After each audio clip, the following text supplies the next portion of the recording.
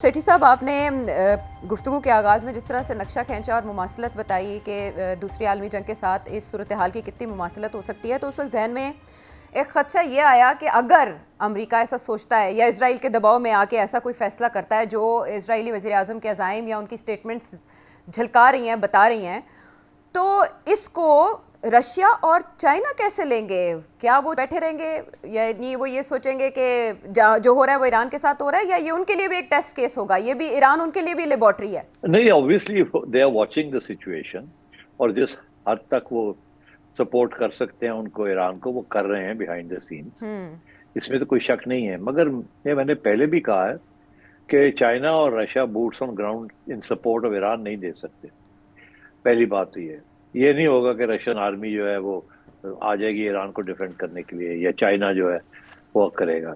Russia करीब तो है, मगर रशिया तो यूक्रेन में फंसा हुआ है और चाइना बहुत दूर है, और वो चाइना की फलसफा यही है कि हम किसी जंग में हिस्सा नहीं लेंगे, we will not get involve in wars. अच्छा, तो इसलिए वो तो एक उनकी एक एस्टैब्लिश फिलॉसफी है। ईरान की जंग है, और तो I don't think that's on the cards. मैं ये भी सुन रहा हूँ कि कोई लोग कह रहे हैं कि क्यों रशिया ईरान को कोई न्यूक्लियर वेपन नहीं दे सकता, एक दो मिसाइल्स दे दे, और जिसके जो कि वॉरहेड्स हैं, ताकि ईरान भी काउंटर कर सके थ्रेट कि अगर हमें करेंगे तो हम भी कर सकते हैं आपके ऊपर। मैं समझता हूँ that's too dangerous a game. इस हद तक रशिया चाइना इन्वॉल्व नहीं होंगे इन दिस थिंग। और यही तो अफसोस की बात है कि एक ऐसी सिचुएशन हो गई है कि ईरान जो है वो अकेला रह गया है। डिप्लोमेटिक सपोर्ट अपनी जगह पे, मगर ईरान अकेला रह गया है। और तो इसलिए आई थिंक उनके पास अब चारा नहीं है ईरान के पास, एक्सेप्ट टू कीप फाइटिंग। और उन्होंने पहले भी आपको एक एग्जाम्पल सेट किया है कि इराक के साथ 8 साल या 9 साल वो जंग लड़ते रहे, 1 मिलियन लोग मारे गए वहां। तो कुछ छोटी बात तो नहीं है। तो वो एक सिविलाइजेशन है, thousands of years old civilisation. वो एक नया मुल्क नहीं है, नया नेशन स्टेट नहीं है। और ईरानियंस इसीलिए अपनी मुल्क के लिए और अपनी सिविलाइजेशन के लिए इकट्ठे हो गए against America and against Israel. वो लोग जो कहते थे कि लोग खड़े हो जाएंगे, वो ठीक है।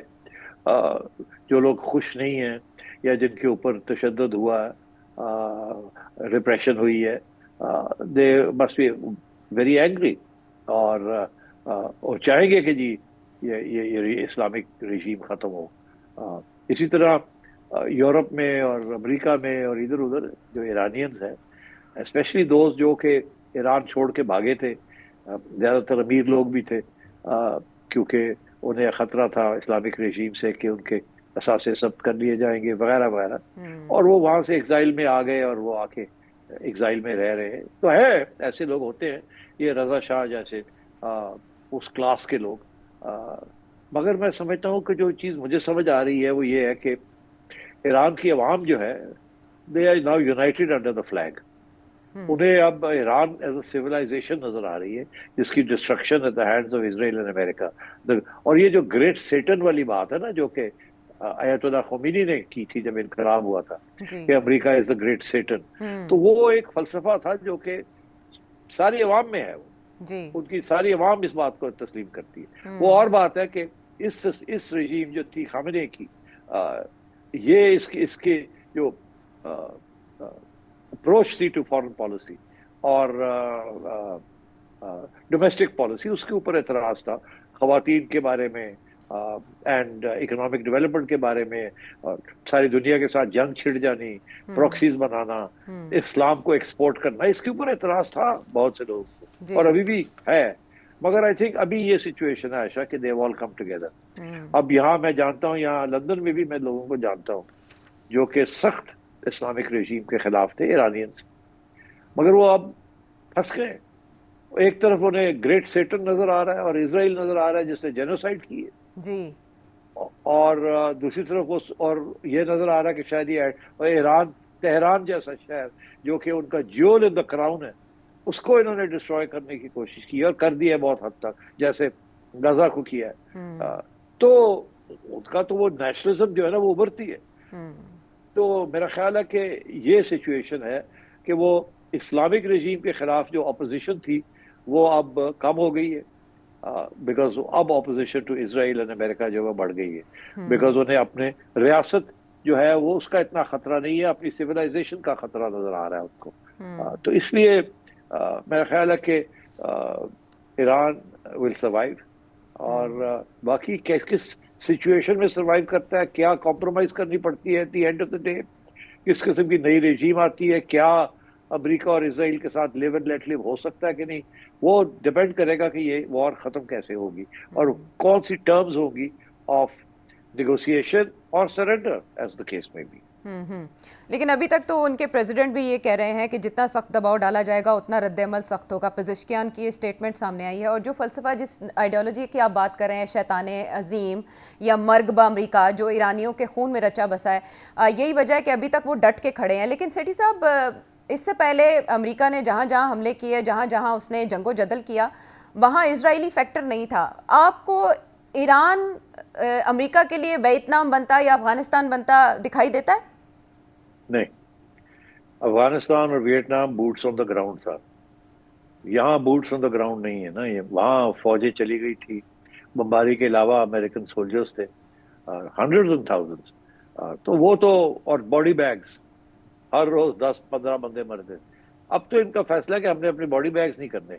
इनके 6 लोग मारे गए, जो कहते हैं शायद ज्यादा मारे गए हों, मगर वो 6 लोग के ऊपर इन्होंने इतना शोर डाला हुआ और इतना कुछ बनाया। हाँ, तो इसलिए नो, आई डोंट थिंक उस किस्म की सिचुएशन नहीं है। लेकिन ये ऑप्शन जो है वो टेबल पर है, और आने वाले दिनों में देखते हैं हु विल ब्लिंक फर्स्ट। अभी ईरान भी डट के खड़ा है, और दूसरी तरफ सख्त बयानात अमेरिका और इसराइल के भी आ रहे हैं। नए लीडर का तयन, नए सुप्रीम लीडर का नाम सामने आते ही बहुत कुछ वाज़ेह हो जाएगा। ब्रेक के बाद आते हैं वापस।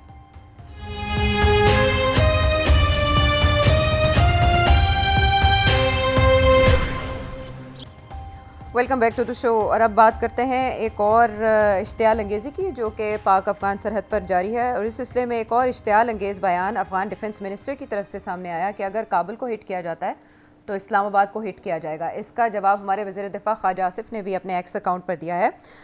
लेकिन सेठी साहब, मीनवाइल चाइना के स्पेशल जो नुमाइंदे हैं अफ़गानिस्तान के लिए, वो अमीर खान मुत्तकी साहब से भी काबुल में मिले हैं, और उन्होंने कहा है कि आप अपनी टेंशन्स रिजॉल्व करें। अफ़गान डिफेंस मिनिस्टर की जानिब से ये स्टेटमेंट सामने आना, ये किसकी शय पर ऐसे बयानात दे रहे हैं? जाहिर है जी, किसकी शय क्या है, इनके पीछे इंडिया खड़ा है, और हो सकता है इसराइल भी खड़ा है, और तो ये तो इस किस्म के बयान आएंगे वहां से।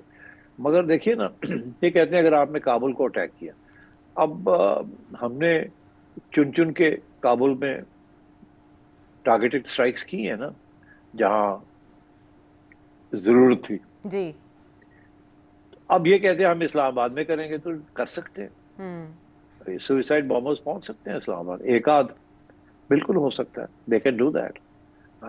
सो आई थिंक, बट बात यह है कि जब हमने ये फैसला किया था कि अब बहुत हो गया, अब कुछ करना पड़ेगा, ये सुन नहीं रहे हैं और हमारा बहुत नुकसान कर रहे हैं,